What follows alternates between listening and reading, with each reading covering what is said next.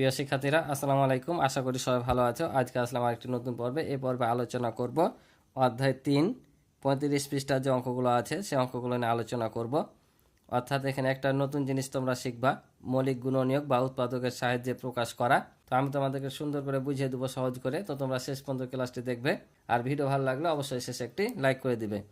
তো চলো আমরা অঙ্কগুলো শুরু করি। তো এখানে বলছে দেখো যে কিভাবে কোনো সংখ্যাকে মৌলিক গুণনীয়ক বা মৌলিক উৎপাদকে প্রকাশ করা যায়। আমরা চতুর্থ শ্রেণীতে মৌলিক ও যৌগিক সংখ্যা সম্পর্কে জেনেছি, ঠিক আছে। তো তোমাদের আমি একটা প্রথমে কথা বলে রাখি, গুণনীয়কের অপর নাম হচ্ছে কিন্তু উৎপাদক। কি বললাম, এটা কিন্তু টিক চিহ্ন বা সংক্ষেপের জন্য ইম্পর্টেন্ট তোমাদের, যে গুণনীয়কের অপর নাম হচ্ছে উৎপাদক, ঠিক আছে। যদি পরীক্ষা আসে গুণনীয়কের অপর নাম কি, তাহলে তোমরা বলবা উৎপাদক। তো এখানে গুণনীয়ক বা মৌলিক উৎপাদকে প্রকাশ করা যায়। তাহলে কিভাবে মৌলিক গুণনীয়ক উৎপাদকে প্রকাশ করা যায় এটা আমরা শিখব।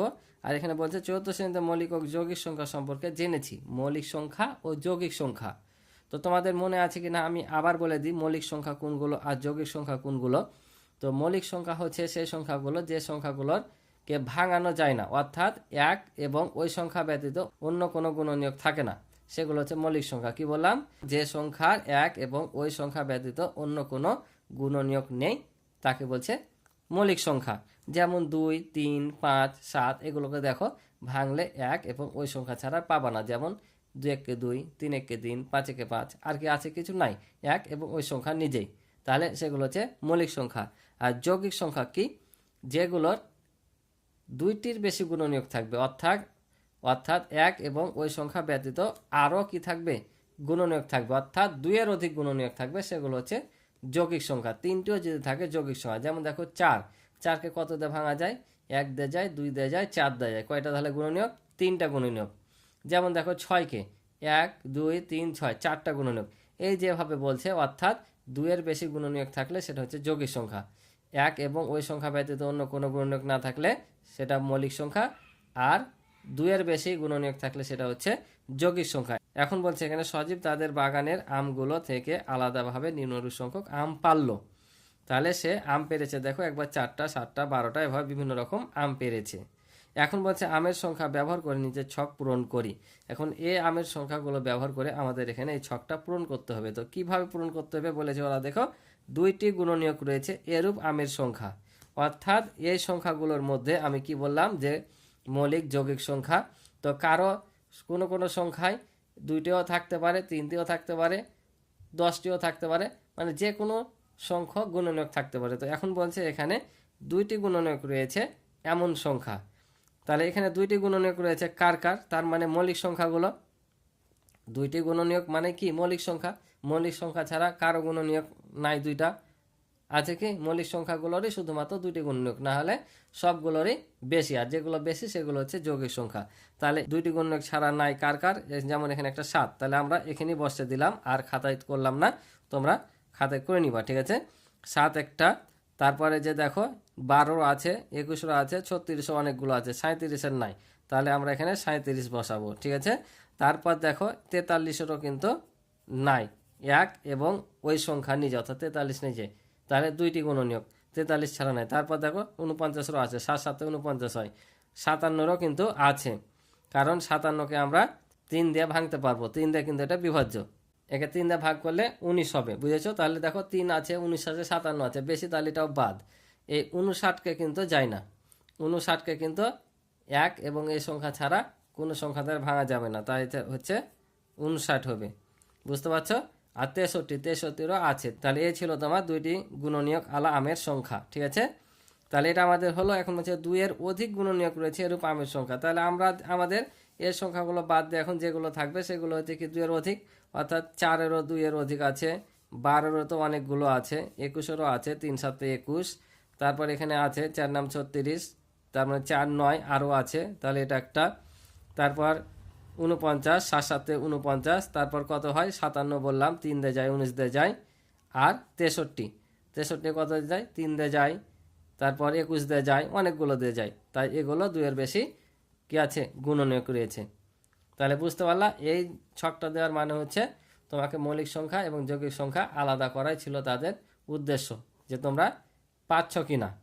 তাহলে মৌলিক সংখ্যা বুঝলা, দুইটি গুণনীয়ক থাকবে 1 এবং ওই সংখ্যা, আর যৌগিক সংখ্যা 2 এর বেশি গুণনীয়ক থাকবে। ঠিক আছে, এখন বলছে সংখ্যাগুলোর মধ্যে কোনগুলো মৌলিক কোনগুলো যৌগিক তা বের করি। তো মৌলিক যৌগিক কিভাবে বুঝবো? এই তো এগুলোই মৌলিক, যেগুলো দুইটির গুণনীয়ক আছে সেগুলোই মৌলিক, তাই কি না? আর যেগুলো 2 এর বেশি আছে সেগুলো যৌগিক। তা আমাদের এখানে লিখেছে দেখো 7 কমা কমা দিয়ে লিখতে বলেছে, তার মানে এখন এখানে কি কি হবে? তো এখানে তো আমরা বের করেই রেখেছি, তাহলে কত হবে? এখানে হবে 37, 7 তো বসে আছে 37, তারপর হচ্ছে 43, তারপর হচ্ছে 59, তিনটা হবে, তাই তিনটা ছক দিয়ে রয়েছে। তাহলে সংখ্যাগুলোর এতটি করে গুণনীয়ক রয়েছে, তাই এগুলো মৌলিক সংখ্যা। অর্থাৎ কয়টি করে বললাম আমি? যে সংখ্যাগুলো দুইটি গুণনীয়ক তাকে বলছে মৌলিক সংখ্যা, তার মানে দুইটি করে। 7, 37, 43, 59 সংখ্যাগুলো দুইটি করে গুণনীয়ক রয়েছে, তাই এগুলো মৌলিক সংখ্যা। এবার বলছে দেখো আমের সংখ্যাগুলোর মধ্যে মৌলিক সংখ্যা ছাড়া বাকি সকল সংখ্যা কি হবে বললাম? যৌগিক সংখ্যা, কারণ আমের মধ্যে এগুলো কি মৌলিক সংখ্যা। তাহলে মৌলিক সংখ্যা বাদ দিয়ে যেগুলো থাকছে কি সেগুলো হচ্ছে যৌগিক সংখ্যা। তাই বলছে আমের সংখ্যাগুলোর মধ্যে মৌলিক সংখ্যা ছাড়া বাকি সকল সংখ্যা কি হবে? যৌগিক হবে। তো আমি এখানে লিখি যৌগিক, বুঝছো? যৌগিক হবে যা একাধিক মৌলিক সংখ্যার গুণফলের সমান। কি বলছে? একাধিক মৌলিক সংখ্যার গুণফলের সমান। এই দেখো দেখো এটাকে ভেঙেছে 2 গুণ 2, তাহলে 2 হচ্ছে মৌলিক সংখ্যা। আবার দেখো এটাকে ভেঙেছে, তাহলে কত? 6 দেবো না 12, আবার 2 2 আছে, আর এই 6কে ভেঙে আবার 2 গুণ 3 পেয়েছে। অর্থাৎ এগুলো আবার যদি আমরা গুণ করি 2 2 4 আর 3 4 12, আবার কিন্তু 12 আসছে, বুঝতে পারছো? কারণ দেখো 3 2 6 আর 2 আর 6 2 12, 12 আসছে। এটাকে ভেঙে দেখো 2 গুণিত 18, এই 2 2 আছে, এই 18কে আবার ভেঙে 2 9 পেয়েছে, এই দুটা 2 2 আছে, আবার এই 3কে ভেঙেছে 3 দিয়ে, তাহলে 3 3 9। এগুলো যদি আমরা সব গুণ করি আবার কত পাবো? 36 পাবো। আর 49 যদি ভাঙি তাহলে দেখো 7 7 49, বুঝতে পারছো?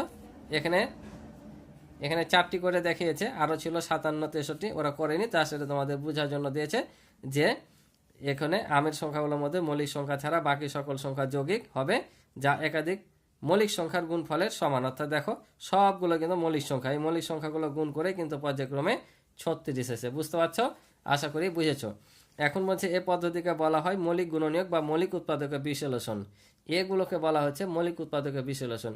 তোমরা কিন্তু এর পূর্বে এই নিয়মে অঙ্ক করনি, এই নিয়মটাও কিন্তু অনেক সহজ, বুঝেছো? এই নিয়মে লসাগু গসাগু দুইটাই করা যায়। আর কি বললাম যে গুণনীয়কের অপর নাম হচ্ছে উৎপাদক, তাই এই পদ্ধতিকে বলা হচ্ছে মৌলিক গুণনীয়ক বা মৌলিক উৎপাদকের বিশ্লেষণ। অর্থাৎ এই যে মৌলিক সংখ্যার মাধ্যমে আমাদের কি করা হয়? এখানে লসাগু নির্ণয় করা হয়, কিন্তু এই পদ্ধতিতে লসাগু গসাগু দুটা বের করতে পারা যাবে, কিন্তু একটু তফাৎ আছে। সেটা আমি যখন অঙ্ক করাবো অনুশীলনীর অঙ্কগুলো যদি এই নিয়মে করাই তো দেখিয়ে দেবো। তো এটাই বলছে যে এ পদ্ধতিকে বলা হয় মৌলিক গুণনীয়ক বা মৌলিক উৎপাদকের প্রকাশ। এর প্রত্যেকটি গুণনীয়ককে বলা হয় মৌলিক গুণনীয়ক বা মৌলিক উৎপাদক। ঠিক আছে, প্রত্যেকটি গুণনীয়ককে বলা হয় মৌলিক গুণনীয়ক বা মৌলিক উৎপাদক। এগুলো কিন্তু তোমরা পড়ে রাখবা, এগুলো তোমাদের টিক চিহ্নে কাজে লাগবে। ঠিক আছে, এবার বলছে নিচের সংখ্যাগুলোকে মৌলিক সংখ্যার গুণফল হিসাবে প্রকাশ করি। এগুলোকে মৌলিক সংখ্যার গুণফল হিসাবে, অর্থাৎ এই যে এখানে তোমরা দেখছো এইভাবে আমাদের এখানে কি করতে হবে? এই সংখ্যাগুলো প্রকাশ করতে হবে, জাস্ট এভাবে। ঠিক আছে, তো চলো আমি তোমাদেরকে এগুলো করে দিই। তাহলে দেখো 18কে যদি আমরা ভাঙি তো প্রথমে সবসময় 2 দিয়ে দেখবা যে যাচ্ছে কিনা, সব সময় ছোটটা দিয়ে 2 দিয়ে, তারপর 3 দিয়ে, তারপর 5 দিয়ে, মৌলিক সংখ্যাগুলো দিয়ে, কিন্তু যৌগিক সংখ্যা না। ঠিক আছে, কারণ এটা বলেছে মৌলিক সংখ্যার গুণনীয়ক নিয়ে, তাই প্রথমে 2 দিয়ে ভাঙবা, শেষেরটা যৌগিক হোক, শেষেরটাকে তো আমরা আবার ভাঙবো, তাই না? কিন্তু প্রথমে কত দিয়ে আছে সেটা দেখবা, আর সবসময় 2 দিয়ে প্রথমে চেষ্টা করবা। 2 দিয়ে যাবে কিনা কিভাবে বুঝবা? যদি সংখ্যাগুলো জোর হয় তাহলে 2 দ্বারা বিভাজ্য হবে।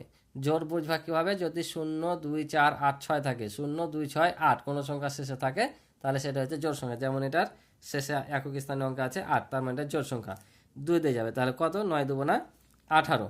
তাহলে আবার দেখো এই 2 2 থেকে যাবে, এটাকে আমরা কততে যাচ্ছে এখন? 2 দিয়ে কিন্তু আর যায় না, যেহেতু এটা বিজোড় সংখ্যা। তাহলে কততে যাবে? 3 দিয়ে, তাহলে 3 3 9। তাহলে আমাদের কি বলেছিল? মৌলিক সংখ্যার গুণনীয়কের গুণফল হিসাবে প্রকাশ করতে বলেছিল, আমাদের এভাবে করে রেখে দিতে হবে। ঠিক আছে, তারপরে দেখো 2 নম্বরে আছে 27। তাহলে 27কে যদি আমরা ভাঙি তাহলে এটাকে 2 দিয়ে যাবে না, যেহেতু বিজোড় সংখ্যা 27, তাই 3 দিয়ে যাবে। কত? 3 নাম 27।